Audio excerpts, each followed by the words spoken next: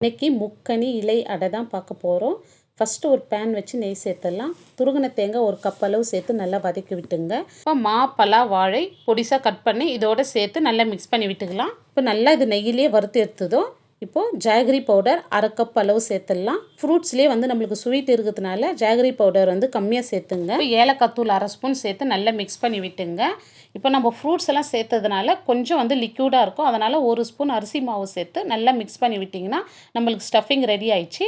இப்போ ஒரு கப் அளவு அரிசி மாவு, தேவையான அளவு உப்பு, ஒரு ஸ்பூன் நெய் சேர்த்து நல்லா கொதிக்கிற தண்ணி ஊற்றி நல்லா மிக்ஸ் பண்ணி எடுத்துங்க கொஞ்சம் கொஞ்சமாக. இப்போ பாருங்கள் மாவு எவ்வளோ நம்மளுக்கு சாஃப்டாக வந்திருக்கு. இப்போ வாழையால் நான் கேஸில் வாட்டி வச்சுருக்கேன். இப்போ மெல்லிசாக தட்டி எடுத்து தேவையான அளவு ஸ்டஃபிங் வச்சு இதை ஸ்டீமில் ஒரு 10 நிமிஷம் வேக வச்சேத்தா நம்மளுடைய முக்கணி இலையடை சூப்பராக ரெடி ஆயிடுச்சு.